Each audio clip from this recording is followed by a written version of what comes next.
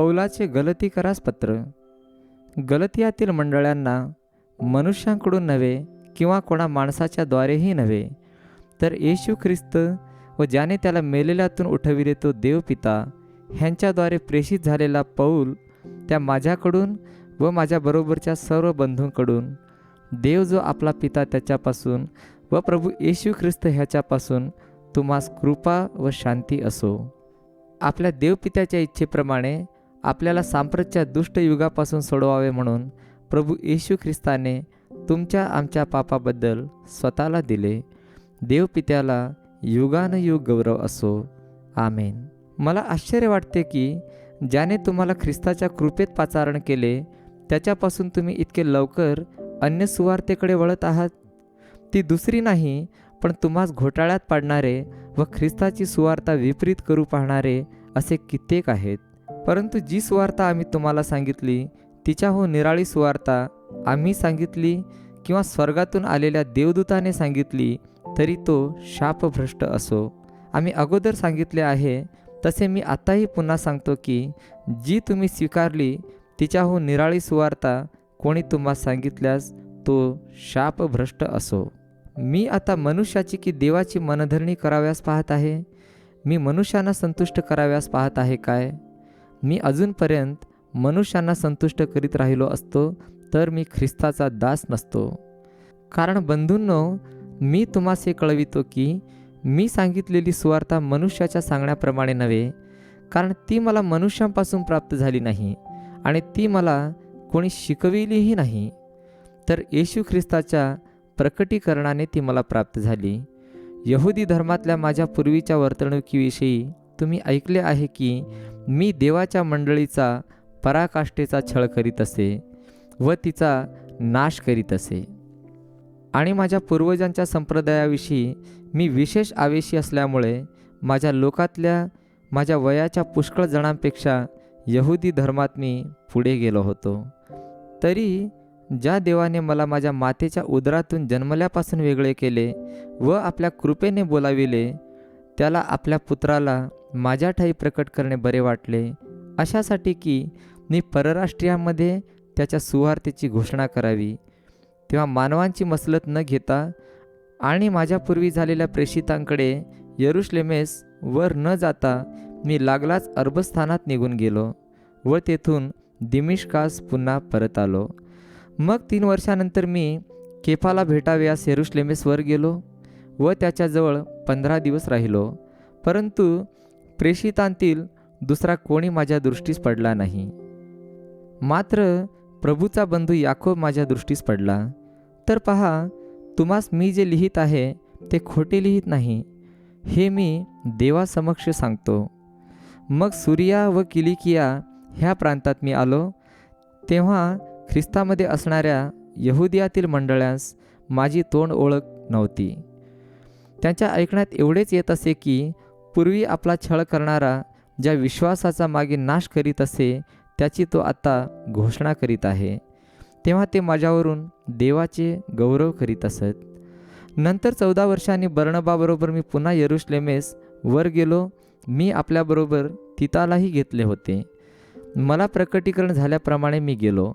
ज्या सुवार्तेची मी परराष्ट्रीयात घोषणा करीत असतो ती मी त्यास निवेदन केली, परंतु जे प्रतिष्ठित होते त्यांना एकांती केली, नाहीतर मी व्यर्थ धावलो किंवा धावतो असे कदाचित झाले असते. तथापि माझ्याबरोबरचा तीत हा हेल्लेणी असताही त्याला देखील सुनता करून घेण्यास भाग पाडण्यात आले नाही आणि गुप्तपणे आत आणलेल्या खोट्या बंधूमुळे देखील भाग पाडण्यात आले नाही. ते आम्हास गुलामगिरीत घालण्याकरिता ख्रिस्त येशूमध्ये आम्हाला जी मुक्तता मिळाली आहे ती हेरून पाहावी म्हणून गुप्तपणे आत आले होते. सुवार्तेचे सत्य तुम्हाजवळ राहावे म्हणून आम्ही त्यांना घटकाभरही वश होऊन मान्य झालो नाही. परंतु कोणीतरी प्रतिष्ठित म्हणून जे मानले जात होते त्या प्रतिष्ठितांनी माझ्या सुवार्तेत काही भर घातली नाही. तर उलट जसे सुनता झालेल्या लोकांना सुवार्ता सांगण्याचे काम पेत्राकडे सोपवण्यात आले, तसे सुनता न झालेल्या लोकांना सांगण्याचे काम माझ्याकडे सोपविले आहे असे त्यांनी पाहिले. कारण ज्याने पेत्राला सुनता झालेल्या लोकात प्रेषितपणा चालवाव्यास शक्ती पुरविली, त्याने मलाही परराष्ट्रीयात तो चालविण्यास शक्ती पुरविली. आणि मला दिलेले कृपादान ओळखून याकोब, केफा व योहान हे जे आधारस्तंभ असे मानलेले होते, त्यांनी माझ्याबरोबर व बर्नबाबरोबर उजव्या हाताने हस्तांदोलन केले. ते ह्यासाठी की आपण देवाच्या कार्यात सहभागी आहोत हे दर्शवावे आणि आम्ही परराष्ट्रीयांकडे व त्यांनी सुनता झालेल्यांकडे जावे. मात्र आम्ही गरिबांची आठवण ठेवावी अशी त्यांची इच्छा होती आणि मी तर तीच गोष्ट करण्यास उत्कंठित होतो. पुढे केफा अंत्योखियास आला, तेव्हा तो दोषी असल्यामुळे मी त्याला तोंडावर अडविले. कारण याकोबाकडील कित्येक जण येण्यापूर्वी तो परराष्ट्रीयांच्या पंक्तीस बसत असे. परंतु ते आल्यावर तो सुनता झालेल्या लोकांना भिवून माघार घेऊन वेगळा राहू लागला. त्याच्याबरोबर बाकीच्या यहुद्यांनीही ढोंग केले, ते इतके की बर्नबाही त्यांच्या ढोंगाने तिकडे ओढला गेला. परंतु सुवार्तेच्या सत्याप्रमाणे ते नीट चालत नाहीत असे मी पाहिले.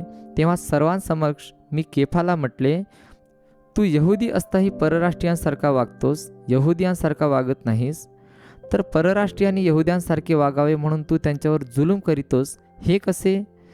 आम्ही जन्मता यहुदी आहोत, पापिष्ट परराष्ट्रीयातले नाही.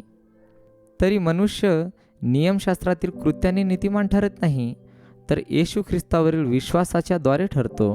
हे जाणून आम्हीही ख्रिस्त येशूवर विश्वास ठेवला, ह्यासाठी की आम्ही ख्रिस्तावरील विश्वासाने नीतिमान ठरावे, नियमशास्त्रातील कृत्याने नव्हे. कारण नियमशास्त्रातील कृत्यांनी मनुष्य जातीपैकी कोणीही नीतिमान ठरणार नाही. ख्रिस्तामध्ये नीतिमान ठरण्यास पाहत असता आपणही पापी दिसून आलो तर ख्रिस्त पापाचा सेवक आहे काय? कधीच नाही. कारण जे मी पाडून टाकिले ते मी पुन्हा उभारीत असलो तर मी स्वतःला उल्लंघन करणारा ठरवितो. मी नियमशास्त्राद्वारे नियमशास्त्राला मेलो, ह्यासाठी की मी देवाकरिता जगावे. मी ख्रिस्ताबरोबर वधस्तंभावर खिळलेला आहे आणि ह्यापुढे मी जगतो असे नाही, तर ख्रिस्त माझ्या ठायी जगतो. आणि आता देहामध्ये माझे जे जीवित आहे ते देवाच्या पुत्रावरील विश्वासाच्या योगाने आहे. त्याने माझ्यावर प्रीती केली व स्वतःला माझ्याकरिता दिले. मी देवाची कृपा व्यर्थ करीत नाही, कारण जर नीतिमत्व नियमशास्त्राच्या द्वारे असले तर ख्रिस्ताचे मरण विनाकारण झाले. अहो बुद्धिहीन गलतीकरांनो, वधस्तंभावर खिळलेला येशू ख्रिस्त ज्यांच्या डोळ्यापुढे वर्णन करून ठेवला आहे, त्या तुम्हाला कोणी भुरळ घातली आहे? तुम्हाला नियमशास्त्रातील कृत्यांनी आत्मा मिळाला किंवा विश्वासपूर्वक ऐकण्याकडून मिळाला? इतकेच मला तुम्हाकडून समजून घ्यावयाचे आहे. तुम्ही इतके बुद्धिहीन आहात काय? तुम्ही आत्म्याने प्रारंभ केल्यावर आता देह स्वभावाने पूर्णत्व मिळवू पाहत आहात काय? तुम्ही इतकी दुःखे सोशिली, हे व्यर्थ काय? ह्याला व्यर्थ म्हणावे कसे? जो तुम्हास आत्मा पुरवितो व तुम्हामध्ये अद्भुत्य करीतो, तो नियमशास्त्रातील कृत्यांनी करीतो की विश्वासपूर्वक ऐकण्याकडून? ज्याप्रमाणे अब्राहमाने देवावर विश्वास ठेवला आणि ते त्याला नीतिमत्व असे गणण्यात आले, तसे हे आहे. ह्यावरून तुम्ही समजून घ्या की जे विश्वासाचे आहे तेच अब्राहमाचे पुत्र आहेत. देव परराष्ट्रीयांना विश्वासाने नीतिमान ठरविणार ह्या पूर्वज्ञानामुळे शास्त्रलेखाने अब्राहमाला पूर्वीच ही सुवार्ता सांगितली की तुझ्याकडून सर्व राष्ट्रांना आशीर्वाद मिळेल. म्हणून जे विश्वासाचे आहेत त्यांना विश्वास ठेवणाऱ्या अब्राहमासहित आशीर्वाद मिळतो. कारण नियमशास्त्रातील कृत्यांवर जितके अवलंबून राहणारे आहेत तितके सर्व शापाधीन आहेत.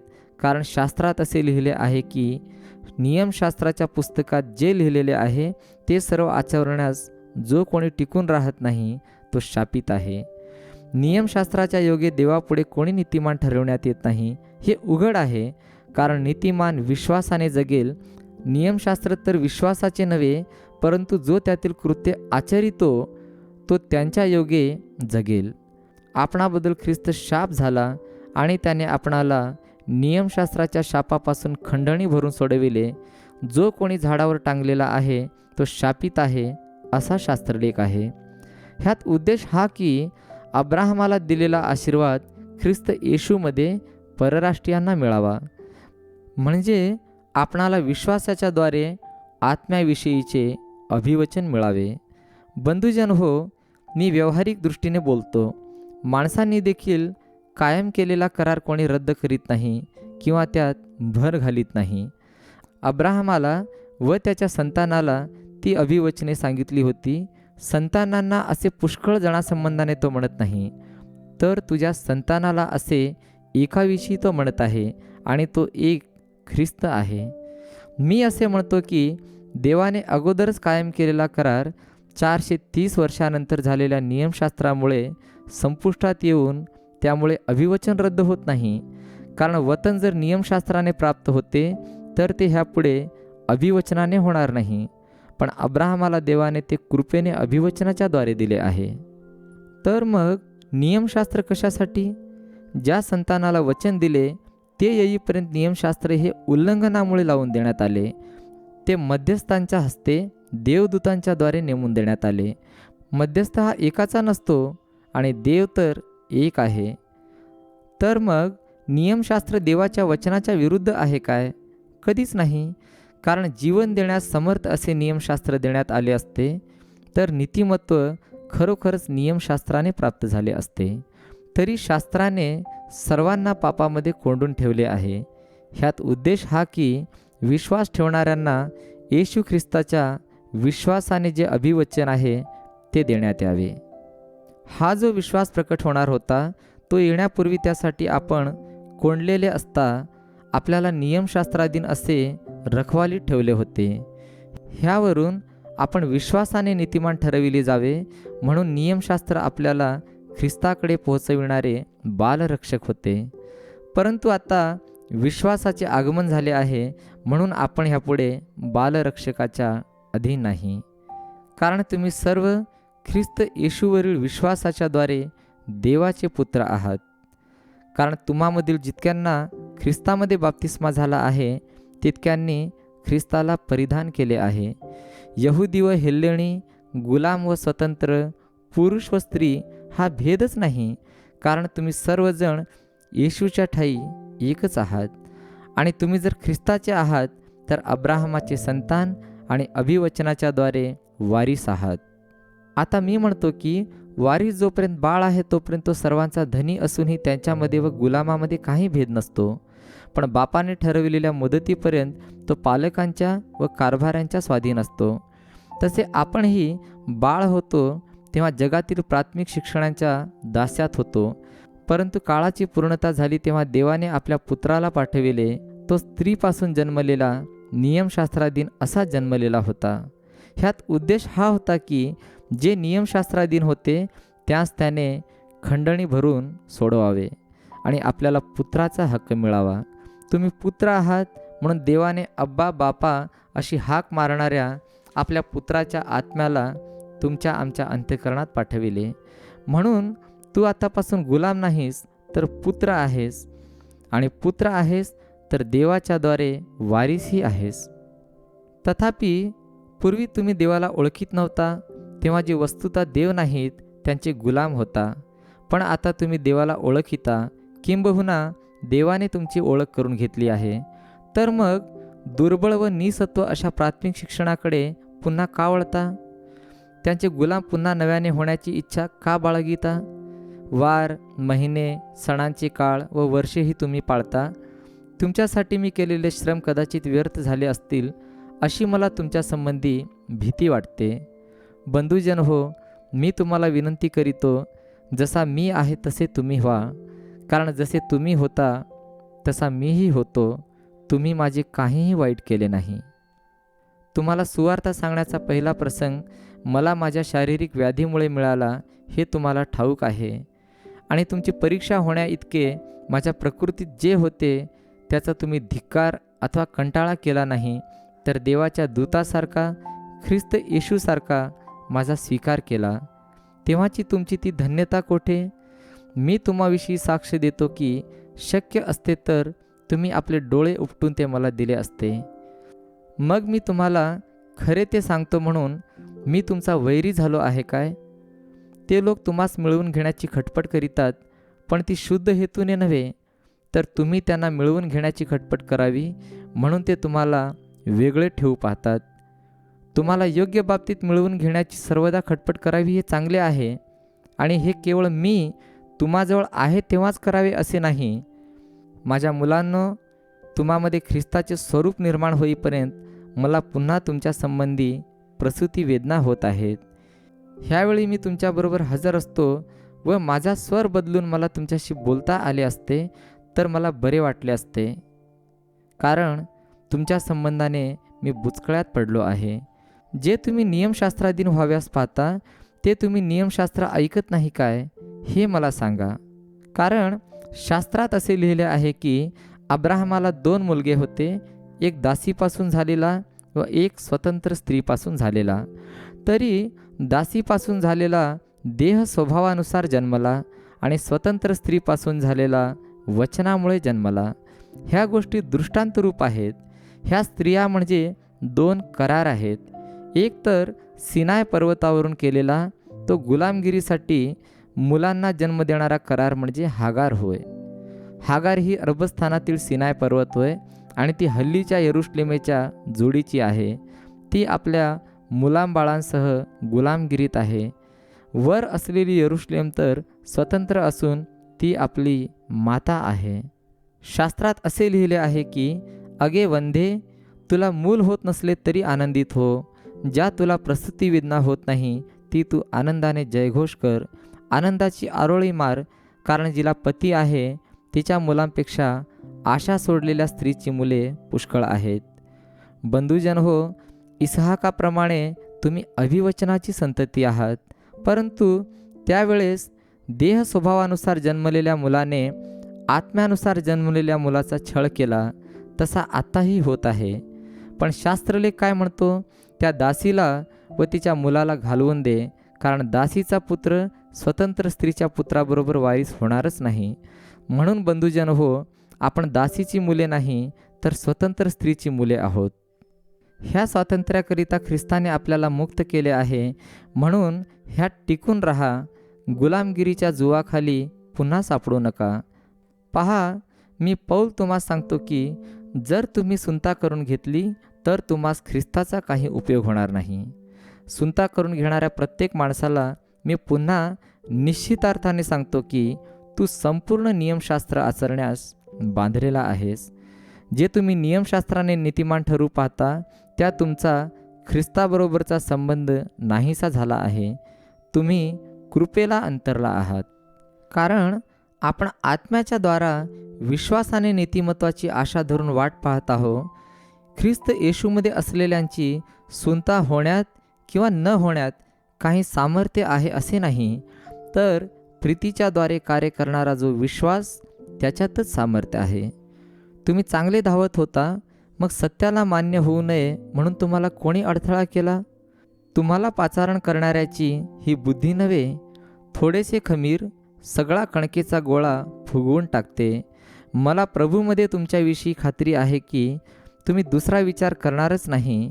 तुमच्या मनाची चलबिचल करणारा कोणी का असेना तो दंड भोगील. बंधुजन हो, मी अजून सुनतेचा उपदेश करीत असलो असतो तर अद्याप माझा छळ का होत आहे? तसे असते तर वधस्तंभाचे अडखळण नाहीसे झाले असते. तुमच्या ठाई अस्थिरता उत्पन्न करणारे स्वतःला छेदून घेतील तर बरे होईल. बंधुजन हो, तुम्हाला स्वतंत्रतेकरिता पाचारण झाले, तरी त्या स्वतंत्रतेने देहवासनांना वाव मिळू देऊ नका, तर प्रीतीने एकमेकांचे दास व्हा. कारण जशी आपणावर तशी आपल्या शेजाऱ्यावर प्रीती कर, हे एकच वचन पाळण्याने अवघे नियमशास्त्र पूर्णपणे पाळण्यास आले आहे. परंतु तुम्ही जर एकमेकांस चावता व खाऊन टाकीता तर परस्पराच्या हातून एकमेकांचा संहार होऊ नये म्हणून जपा. मी तर म्हणतो, आत्म्याच्या प्रेरणेने चाला, म्हणजे तुम्ही देहवासना पूर्ण करणारच नाही. कारण देहवासना आत्म्याच्या विरुद्ध आहे आणि आत्मा देहवासने विरुद्ध आहे. ही परस्पर विरुद्ध आहे, ह्यासाठी की जे काही तुम्ही इच्छिता ते तुमच्या हातून घडू नये. तुम्ही आत्म्याच्या प्रेरणेने चालविलेले आहात, तर तुम्ही नियमशास्त्राच्या अधीन नाही. देहाची कर्मे तर उघड आहेत, ती ही की जार कर्म, अशुद्धपणा, कामातुरपणा, मूर्तिपूजा, चेटके, वैर, कलह, मत्सह, राग, तट, फुटी, पक्षभेद, हेवा, दारूबाजी, रंगेलपणा आणि अशा इतर गोष्टी, ह्याविषयी मी तुम्हाला पूर्वी जे सांगून ठेवले होते तेच आता सांगतो की अशी कर्मे करणाऱ्यांना देवाच्या राज्याचे वतन मिळणारच नाही. आत्म्याच्याद्वारे निष्पन्न होणारे फळ प्रीती, आनंद, शांती, सहनशीलता, ममता, चांगुलपणा, विश्वासूपणा, सौम्यता, इंद्रिय दमन हे आहेत. अशा विरुद्ध नियमशास्त्र नाही. जे ख्रिस्त येशूचे आहेत त्यांनी विकार व वासना ह्यांच्यासह देह स्वभाव वधस्तंभावर खिळला आहे. आपण जर आत्म्याच्या सामर्थ्याने जगतो तर आपण आत्म्याच्या प्रेरणेने चालावे. आपण पोकळ अभिमान बाळगणारे, एकमेकांना चीड आणणारे व एकमेकांचा हेवा करणारे होऊ नये. बंधुजन हो, कोणी माणूस एखाद्या दोषात सापडला तरी जे तुम्ही आध्यात्मिक वृत्तीचे आहात ते तुम्ही अशाला सौम्य वृत्तीने ताळ्यावर आणा. तूही परीक्षेत पडू नये म्हणून स्वतःकडे लक्ष दे. एकमेकांची ओझी वाहा, म्हणजे तुम्ही ख्रिस्ताचा नियम पूर्ण कराल. कारण आपण कोणी नसता कोणीतरी आहो अशी कल्पना करणारा स्वतःला फसवितो.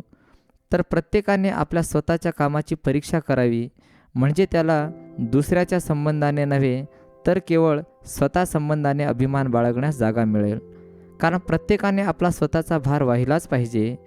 ज्याला वचनाचे शिक्षण मिळाले आहे त्याने ते शिक्षण देणाऱ्याला सर्व चांगल्या पदार्थांचा वाटा द्यावा. फसू नका, देवाचा उपहास व्हाव्याचा नाही. कारण माणूस जे काही पेरितो त्याचेच त्याला पीक मिळेल.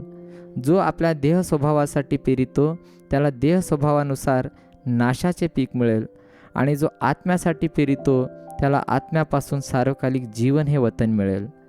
चांगले करण्याचा आपण कंटाळा करू नये, कारण आपण न खचलो तर यथाकाळी आपल्या पदरी पीक पडेल.